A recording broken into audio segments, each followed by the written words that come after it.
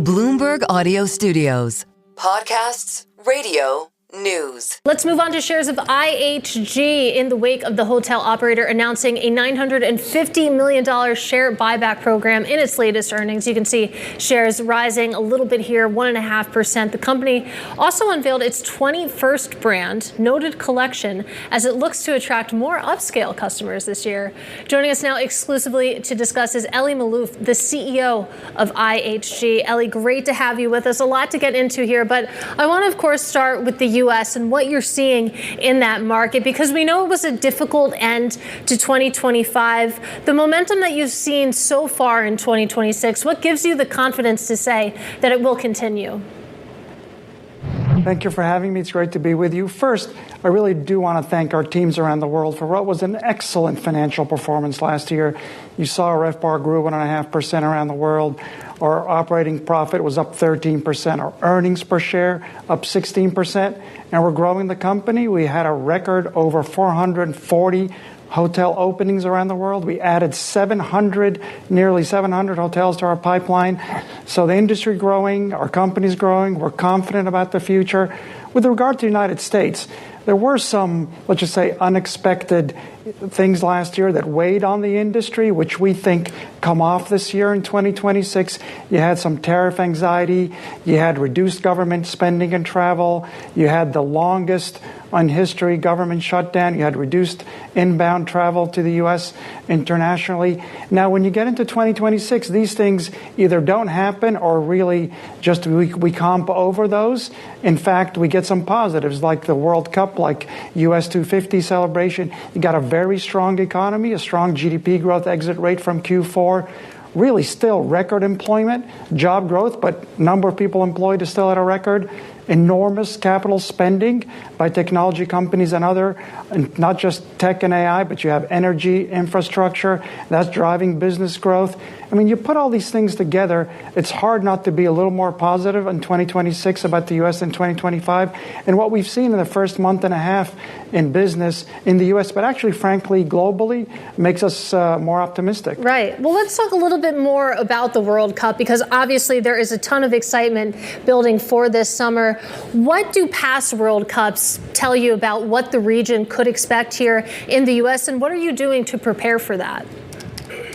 Well, look, we're very prepared. We're in most of the major cities where they're going to be, football if you're using the global term, or soccer if you're using the U.S. term. But we're also very present in Canada and in Mexico where games are going to be played. We've got a lot of experience with global events. We're in 100 countries. We're a global company that's very big in the United States, but we've got experience with all these major events. I mean, look, there are industry forecasts that say it could add somewhere between 40 to 60 basis points of RevPAR to growth this year.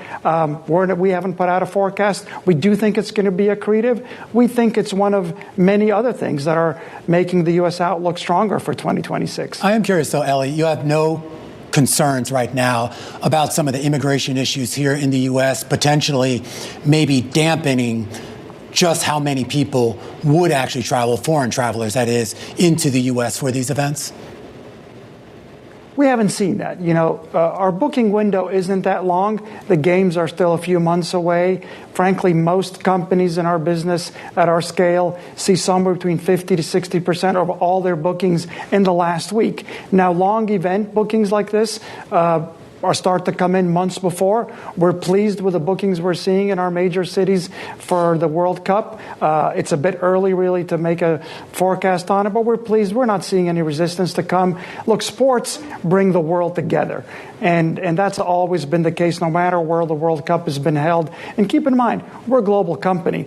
We're very focused in the United States. We think it's going to be more optimistic this year. But around the globe, we're seeing positive trends in Europe. Certainly the Middle East, where we have a very big business, and that's growing. Southeast Asia has had a very good year in 2025. That continues. And China, which was a bit negative in RevPAR growth for the last 2 years, turned positive in Q4, a strong economy. We had record signings and openings in China last year. So really, globally, everything's taking shape for a better year in 2026. Well, on that point here, are you seeing any material difference in demand for, I guess, your high properties versus low? So say something like a Holiday Inn on the lower end of the price spectrum, all the way up to, the InterContinentals, Crowns, Kimptons, and those things on the higher end.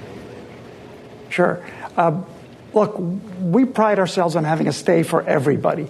And in 2025, both Holiday Inn and Holiday Inn Express had a positive year around the world.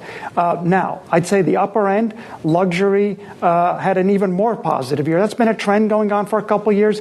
We think over time, the mainstream travel, the middle-class travel will converge.